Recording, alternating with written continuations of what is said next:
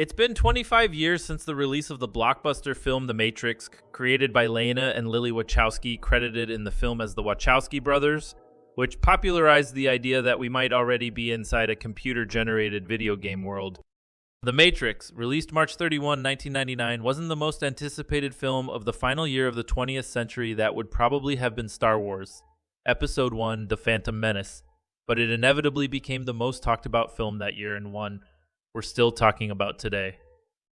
The film's buzz was partly because of its groundbreaking special effects like bullet time, but the movie has remained relevant because of our ongoing angst with artificial intelligence and the core techno-philosophical question of the film that is now asked regularly: are we living inside a computer simulation?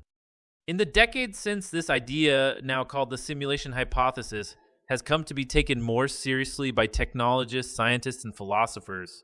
The main reason for this shift is the stunning improvements in computer graphics, virtual and augmented reality, R&R, and AI. Taking into account 3 developments just this year from Apple, Neuralink, and OpenAI, I can now confidently state that as you are reading this article, you are more likely than not already inside a computer simulation. This is because the closer our technology gets to being able to build a fully interactive simulation, like The Matrix, the more likely it is that someone has already built such a world, and we are simply inside their video game world.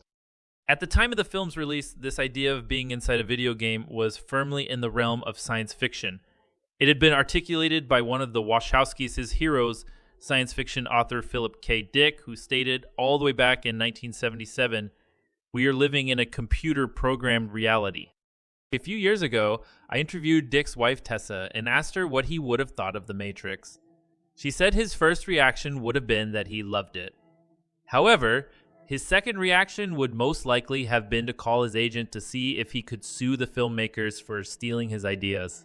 When the film came out, the World Wide Web was relatively new, and I was still in development, but underneath the techno-optimism of the dot-com boom, we were already feeling anxiety about where the technology would take us, much like the Terminator in the 1980s when personal computers without internet connections were all the rage.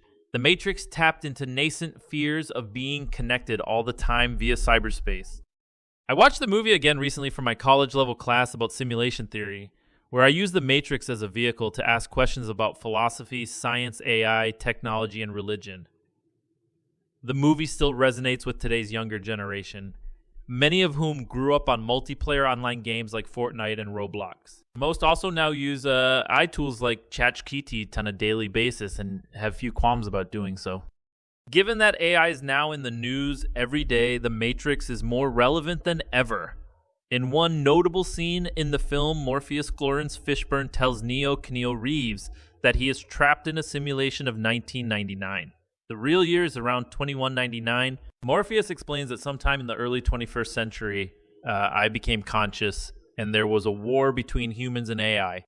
The most famous sequence in the film starts with Morpheus asking Neo, who wants to know what the Matrix is, whether he will take the red pill and be woken up, or if he will take the blue pill and return to blissful ignorance living in the simulated world of 1999. 25 years later, the term red pill has been co-opted and overused to mean that someone is waking up to deception by the powers that be. Still, this sequence, which ends with Neo waking up in a futuristic world where humans are enslaved by AI, inspired many to consider whether we too were living in a simulation. I began to wonder this myself when I first played a VR ping pong game that was so realistic that I tried to put the non-existent paddle down on the non-existent table. I speculated on how long it would take us to reach the simulation point, kind of technological singularity that would mark our ability to create AI-generated virtual worlds that are indistinguishable from the physical world. The closer we get to this point, the chances that we are already inside a simulation go up rapidly. In 2003, Oxford philosopher Nick Bostrom imagined a technologically mature civilization could easily create a simulated world. The logic then is that if any civilization ever reaches this point, it would create not just one, but a very large number of simulations, perhaps billions of AI characters simply by firing up more servers. With simulated worlds far outnumbering the real world, the likelihood that we are in a simulation would be significantly higher than not. It was this logic that prompted Elon Musk to state a few years ago that the chances that we are not in a simulation EA, that we are in base reality, was 1 in billions. It's a theory that is difficult to prove, but difficult to disprove as well. Remember, the simulations would be so good that you wouldn't be able to tell the difference between a physical and a simulated world. Either the signals are being beamed directly into your brain, or we are simply AI characters inside the simulation. Think of either Agent Smith Weaving, who represented one of many programs or AI characters, or characters like Neo and Trinity, Ariane Moss, who existed outside of the Matrix and had digital representations, build avatars today inside the simulation.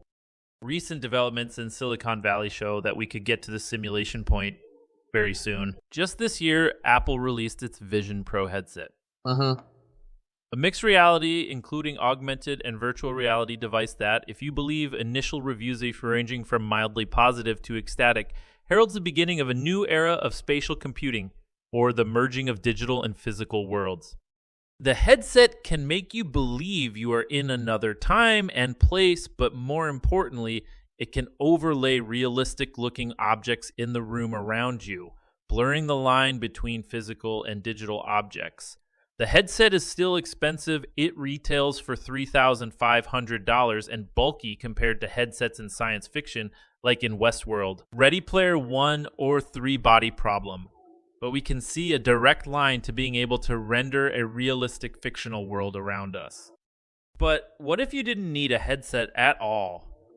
Earlier this year, Musk announced the first human implant of a brain chip from his company, Neuralink. While previous Neuralink demos have shown promise by implanting chips in and reading the brainwaves of a pig and a monkey, the current human clinical trials show that a quadriplegic man can play video games using his mind.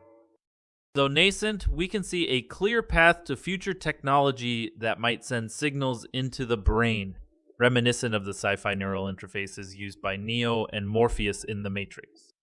Finally, the driving force in Silicon Valley over the past few years has been the rapid development of artificial intelligence in the form of products like ChatGPT and Google's Gemini to DALL-E and Midjourney.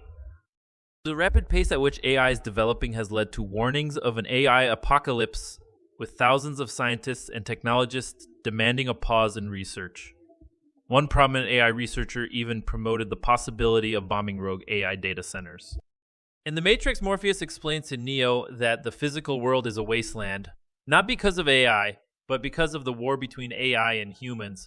It was the humans who scorched the planet in the hopes of shutting down AI by cutting off their access to solar power. The AI had a clever solution. It was able to create realistic enough simulations that humans could be fooled into believing they were in the real world. Is this really feasible? Just last month, OpenAI released Sora AI, which can now generate highly realistic videos that are pretty damn difficult to distinguish from real human videos.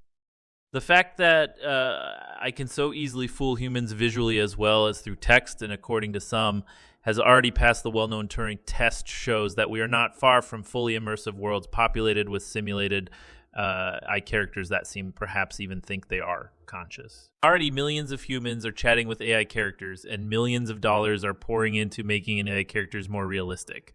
Some of us may be players of the game who have forgotten that we allowed the signal to be beamed into our brain, while others like Neo or Morpheus or Trinity in The Matrix may have been plugged in at birth. Remember that in a realistic simulation, unlike in the film, most of the characters in the simulation would be AI characters, or NPCs, a common term in video games that stands for non-player characters, thinking they are conscious and living in a real world. Think of the training simulation that Neo gets plugged into, which has a woman in red and millions of NPCs roaming the simulated world, not aware of what, who, or where they are. Rewatching The Matrix today will most likely make you look around and ask, as Neo did, you mean this isn't real?